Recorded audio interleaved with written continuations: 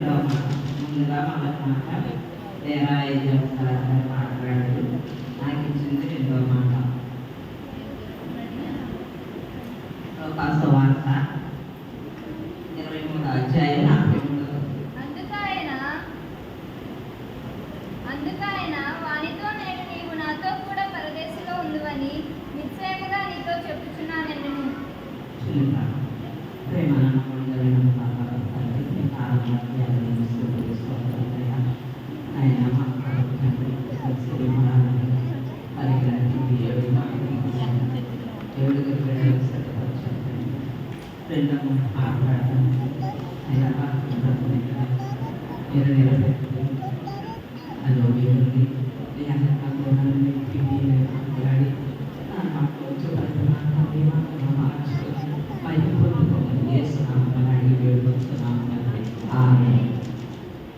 ముందుగా దేవునికి వందనాలండి. సమయం ఇచ్చిన సీఆర్ గారికి వందనాలండి. కూడి వచ్చిన మీ అందరికీ వందనాలు. మరి సిలువ మీద ఇద్దరు దొంగల్ని ఎడమవైపు రాకనే కుడివైపు రాకనే ఇద్దరు దొంగల్ని సిలువ వేసినట్లుగా మరి వాక్యంలో ఉంది.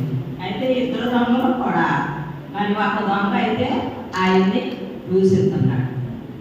నువ్వు నిజంగా దేవుడు కుమారుడు అయితే నువ్వు రక్షించుకొని మమ్మల్ని కూడా రక్షించని ఆ దొంగ మరి దూషించినట్లుగా మరి ఇక్కడ రాయబడింది. అయితే రెండవ వాక్యం ఏమన్నాడంటే మనము అదే స్థితిలో అంటే మన దొంగలు కాబట్టి నేరస్తులు కాబట్టి మనం ఇదే స్థితిలో ఉన్నాము. కానీ వీరిని ఎందుకు దూషిస్తున్నావు? నీకు దేవుని ఎంత భయం లేదా? భయపడవా దేవునికి అని అడుగుతున్నాడు. అంటే మరి ఇద్దరు దొంగలు ఉన్నారో ఇద్దరు దేవునికి భయపడలేదని ఇక్కడ రాయబడింది. ఒక్క దొంగే దేవునికి భయపడ్డాడు అనమాట. మరి ఆ దొంగ దేవునికి భయపడ్డాడు కాబట్టి యేసుని అడుగుతున్నాడు, ఆయన నీ రాజ్యంలోకి వచ్చినప్పుడు నన్ను నువ్వు జ్ఞాపకం చేసుకో అంటున్నాడు. మరి మనం ఎప్పుడైనా అడిగామా దేవుని అలాగా? ప్రభువా, మేము తప్పులు చేస్తున్నాము, ఎన్నో నేరాలు చేస్తున్నాము, ఎన్నో పాపాలు చేస్తున్నాము, అవన్నీ క్షమించు, నేను పాపిని అని మనం ఎప్పుడైనా సరే దేవుడికి భయపడి దేవుడి దగ్గర మనం ఎప్పుడైనా ఒప్పుకున్నామా? అలా ఒప్పుకుంటే అదంతా క్షమించిన దేవుడు ఎన్నో ఇప్పుడు కాదు నేను మళ్ళీ వచ్చి నెలలో క్షమిస్తాను, లేకపోతే వచ్చే సంవత్సరం క్షమిస్తాను నిన్ను అని చెప్పాడా? చెప్పలేదు. వెంటనే నీవు నాతో కూడా పరదేశంలో ఉంటావని. మరి మనం కూడా అంతే. మనం ఎంత కాలం బ్రతికినా మనం చిన్నప్పటి నుంచి శ్రమకాల ప్రార్థనలు వింటున్నాం, మనం ఆచరిస్తున్నాం, ఎన్నో చేస్తున్నాం. అయినప్పటికీ మనకు భయం ఉందా? దేవుని యందు భయం ఉండదు. ఎందుకు? మన లోకంలో ఉన్నాం కాబట్టి, ఏదో 40 రోజులు చేయాలి కాబట్టి, మందిరానికి వెళ్ళాలి కాబట్టి మందిరానికి వెళ్తున్నాం, వస్తున్నాం అంతే. ఈ బైబిల్ మందిరానికి వచ్చినప్పుడు తెస్తాం, అక్కడ పెట్టుకుంటాం. మాకు చాలామంది బైబిల్ తీయలేదు, చేతితో తెచ్చుకోవాలి కాబట్టి తెచ్చుకుంటున్నారు, అంతే తెచ్చుకుంటున్నారు. మళ్ళీ ఇంటికి వెళ్ళిన తర్వాత అది మూలన పడేస్తున్నారు. మళ్ళీ ఆదివారం వచ్చినప్పుడు దుమ్ముకుని మళ్ళీ పట్టుకుంటున్నారు. అలాంటప్పుడు నీకు దేవుని యొక్క భయం ఎలా వస్తుంది? దేవుని ఒకవేళ నువ్వు చదువుకోలేదు, నీ ఇంట్లో చదువుకున్న పిల్లలు అనేక మంది ఉంటున్నారు. వాళ్ళ దగ్గర కొంత సమయం కొన్ని నిమిషాలు కూర్చున్నమ్మా, ఈ వాక్యం ఏంటో చెప్పారా అయ్యారు, ఇలా ఇది ఎందుకు చదివించామని ఎప్పుడైనా ఆ పిల్లల్ని అడుగుతున్నావా? నువ్వు వాక్యం ఏంటంటే నువ్వు దేవుడికి భయపడాలంటే దేవుడు నాకెక్కడ కనపడుతున్నాడో ఆయనకి నేను భయపడటానికి, దేవుడు నాకు కనపడితే కదా నేను భయపడతాను అని అనుకుంటున్నావే. దేవుడు ఎక్కడో లేడు, మన ఇంట్లో ఉంటున్నాడు, మన చేతిలో ఉంటున్నాడు. ఈ వాక్యమే దేవుడు. ఆ దేవుని నువ్వు ఎప్పుడైనా సరే కొన్ని మాటలు చదువుకుని దేవునికి భయపడితే నువ్వు ఇంతకాలం వరకు నువ్వు రక్షింపబడలేదంటే మరి నువ్వు దేవుని యందు భయం లేకుండా బ్రతుకుతున్నావు. లోకం వరకే బ్రతుకుతున్నావు. దేవుని కొరకు బ్రతికే వారికి దేవుని యందు భయం ఉంటుంది. ఆయన కొరకే బ్రతకాలని ఒక ఆశ, నిరీక్షణ, విశ్వాసము, పట్టుదల ఉంటారు.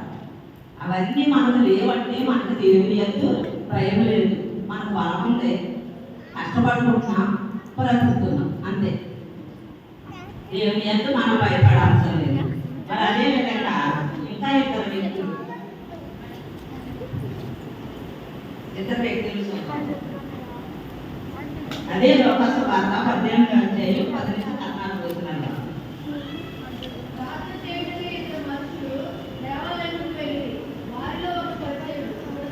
చాలు అమ్మా, ఇద్దరు వ్యక్తులు దేవాలయంకి ప్రార్థన చేయడానికి వెళ్ళారు. ఇద్దరు ప్రార్థన చేయడానికి వెళ్ళినప్పుడు మరి పరిసయ్యుడు ఒకడు, సుంకరి పాపు. ఆ సుంకరి ఉన్నాడు.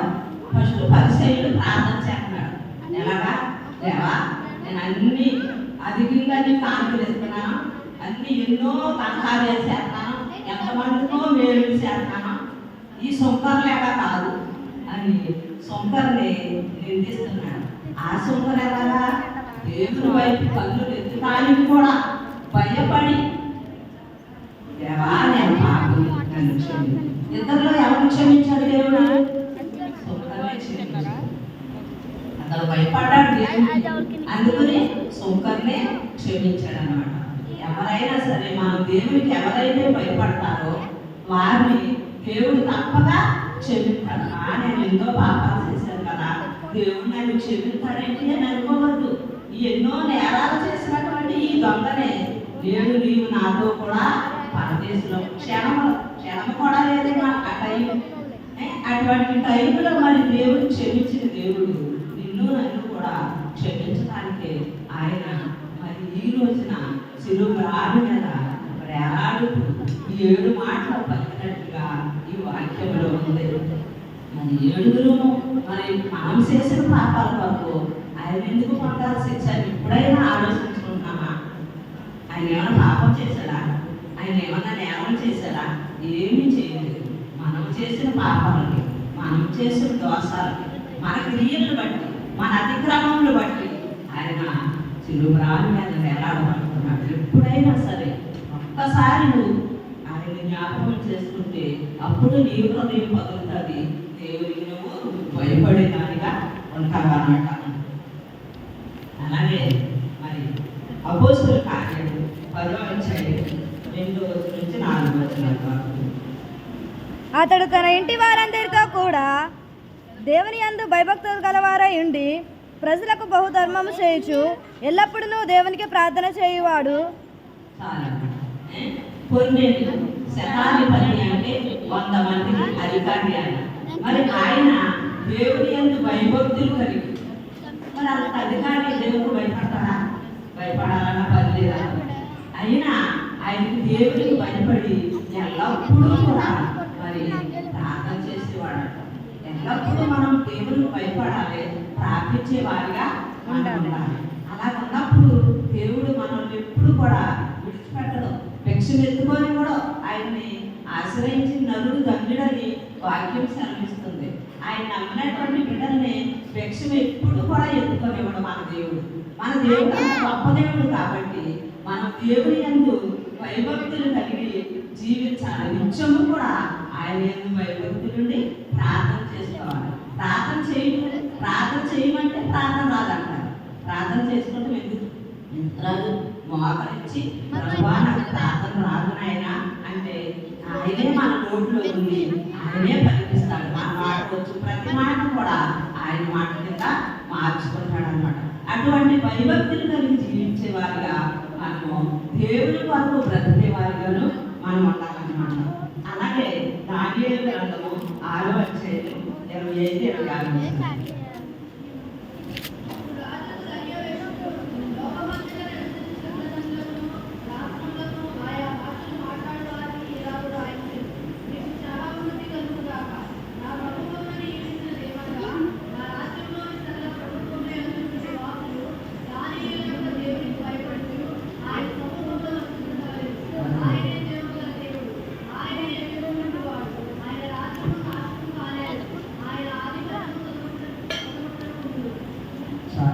చూడండి, మరి రాజు ఆయన అంతకుముందు మరి దేవుని ఆలయంలో ఉన్నటువంటి ఉపకరణాలన్నీ తెచ్చుకుని మరి ఆ ద్రాక్ష రసం పోసుకుని తాగే ఆ వ్యక్తికి ఆయన చూస్తుండగా గోడ మీద ఒక మానవుని హస్తం వచ్చి రాసింది వినే పేరెంట్స్ అని. అయితే అది మరి ఆయన చూసిన కానించి గడగడా ఉడిపోతున్నాడు కానీ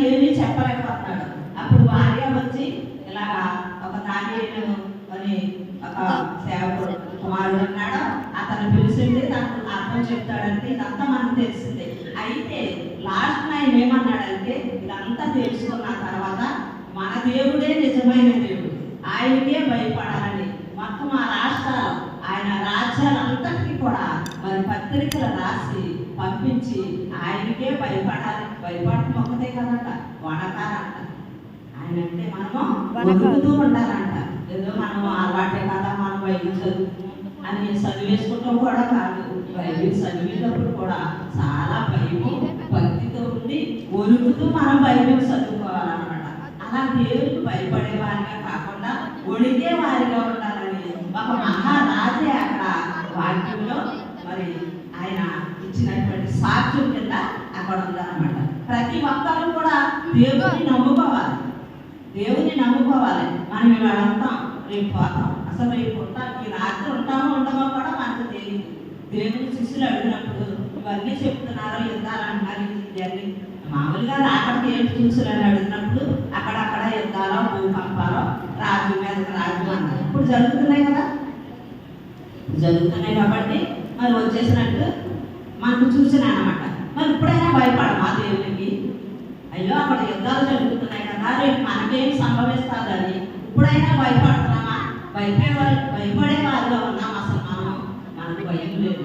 అక్కడెక్కడో యుద్ధాలు జరుగుతున్నాయి కదా, మా తగ వస్తలేదులే, మనం అన్ని బాగానే ఉంటున్నాం, మనం తింటున్నాం ఉంటున్నాం అని మనం అనుకుంటున్నాం. కానీ ఏమో హఠాత్తుగా ఏదో ఒక రోజు మన మీద కూడా రాబోతుంది అని మనము దేవుని యందు భయభక్తులు కలిగి వారి కొరకు మనం ప్రార్థించే వారిగా ఉంటే మరి దేవుడు మన రాష్ట్ర మన దేశాన్ని కూడా కాపాడతాడు. మనం ప్రార్థించుకోకుండా వాళ్ళ కొరకు ఎవరి కొరకు ప్రార్థించుకోకుండా దేవుడు మనం కాపాడతాడు నమ్మకం అంటే మనం ఏమైనా రాసి తెచ్చుకున్నామా అనిపించాలా అని మనము దేవుడికి భయపడే వారిగా ఉండాలన్నమాట.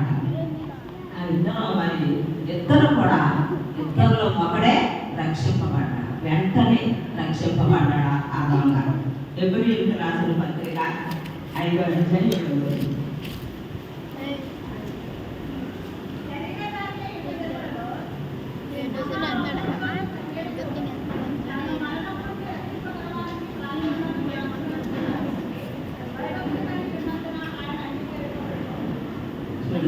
ఆయన దేవుడు కదా, మరి యేసుక్రీస్తు వారు దేవుడే కదా. ఎంతో మందిని చనిపోయినటువంటి వారిని రేపారు, గుడ్డి వారిని నడిపించాడు, గుడ్డి వారిని చూపించాడు, మరి అనేక మందిని బాగు చేసిన దేవుడు మరి ఆ శిలువ మీద ఆయన మరణించాలన్న పనే ఉంది. ఆయన తప్పించుకోలేడా? కానీ ఆయన తండ్రి సిద్ధానికి ఆయన లోపడ్డాడు. ఆయన తండ్రి మాటకే విధేయత చూపాడు అనమాట. తండ్రి మాటకి విధేయత చూపించాడు కాబట్టి ఆయన మరి ఈ రోజు ఇదే సమయంలో ఆయన శిలువ మరణం మీద వేలాడినట్టుగా మనము ఆచరిస్తున్నాం. అది ఎప్పుడో జరిగింది, అయితే మనము ఆచరిస్తున్నాం అన్నమాట. అలాగా ఆచరించే వారిగా కాకుండా మరి మనము ఉండాలి. అయితే మత్తయి సువార్త 19వ అధ్యాయం 75. శిష్యులు ఈ మాట విని మిక్కిలి ఆశ్చర్యపడి అలాగైతే ఎవరు రక్షణ పొందగలడని అడగగా యేసు వారిని చూచి ఇది మనుషులకు సాధ్యమే గాని దేవునికి సమస్తమును సాధ్యమే అని చెప్పెను. పేతురు ఇదిగో మేము సమస్తమును విడిచిపెట్టి నిన్ను వెంబడించుచుని కనుక నాకేమి దొరికినని ఆయనను అడగగా యేసు వారితో ఇట్లనెను. అక్కడ శిష్యులు పేతురు అడుగుతున్నాడు, మరి మేము సమస్తం విడిచిపెట్టుకుని వచ్చేసాం కదా, మరి మాకేంటి లాభం అంటే మనం ఎప్పుడు కూడా ఒక వ్యక్తి మనల్ని ఏదన్నా తీసుకెళ్ళాడనుకో ఎక్కడికన్నా మనం ఏం కోరుకుంటాం, మనకి ఏదో లాభం వస్తుంది, అందుకే మనం తీసుకెళ్తున్నాడు, అతను ఏదో మనకి ఇస్తాడని మనము ఆశపడుతూ ఉంటాం అనమాట. ఆ శిష్యులు కూడా అదే అడుగుతున్నాడు పేతురు, అయ్యా మేము సమస్తాన్ని విడిచిపెట్టుకుని వచ్చాం, తల్లిదండ్రుల్ని, కుటుంబాన్ని, బంధువుల్ని, సమస్తాన్ని విడిచిపెట్టుకుని వచ్చాం, మాకు ఏం దొరుకుతుంది, మాకు ఏం లాభం అంటున్నాడు. అప్పుడు ఆ కింద చదువుకుంటే ఉంటారు. అప్పుడు ఆయన అంటున్నాడు, మీరు పరలోక రాజ్యంలో 12 సింహాసనాల మీద కూర్చుండి ఇశ్రాయేలు ప్రజలు మీరు ఏలుగురు. అది మనకు దేవుడు సిద్ధపరుస్తాడు అనమాట. మేము రక్షింపబడి వారి మనసు పొందితే మాకు ఏంటి లాభము అని అనుకుంటున్నారేమో, అయితే మనకు చాలా లాభం ఉంటుంది. ఈ లోకంలో ఎన్నో ప్రయాసాలు పడి, ఎన్నో శ్రమలు పడి, ఎన్నో ఇబ్బందులు పడి బ్రతికే కంట మనం ఆ రాజ్యంలో, పరలోక రాజ్యంలో చేరి అక్కడ ఆనందముగా ఎప్పుడు నిత్యము ఏడుపు ఉండదు, పళ్ళు కొరుగులు ఉండదు, దుఃఖం ఉండదు, వేదన ఉండదు, నిత్యము సంతోషమే, ఆకలి ఉండదు, దప్పు ఉండదు, నిత్యము సంతోషంగా బంగారు వీధుల్లో తిరుగుతాం. అది కావాలా? లేకపోతే ఆయన రాకడ వచ్చినప్పుడు విడుబడితే మరి ఎంతో శ్రమ అన్నాడు దేవుడు. ఆ రాకడ వచ్చినప్పుడు విడుబడిన వాళ్ళందరికీ శ్రమలే. మరి ఆ శ్రమలో పాల్వారమని తట్టుకోలేము. మనం చెట్ల దగ్గరికి పరిగెత్తి చెట్టు నా మీద పడిపో నన్ను చంపి అంటే చెట్టు పారిపోతుంట. కొండల దగ్గరికి వెళ్ళి కొండ నా మీద పడు నన్ను చంపి అంటే కొండ పారిపోతాను. అది అటువంటి సమయంలో మనం పడే కదా. ఇప్పుడు ఈ క్షణంలోనైనా దేవునికి భయపడి ఆయన్ని రక్షించమని వేడుకొని మనం రక్షింపబడి పరలోక రాజ్యములు కొంత స్థానాన్ని సంపాదించుకొని లాగున పరిశుద్ధాత్మ దేవుడు మనందరికీ తోడైంది నడిచలుగా.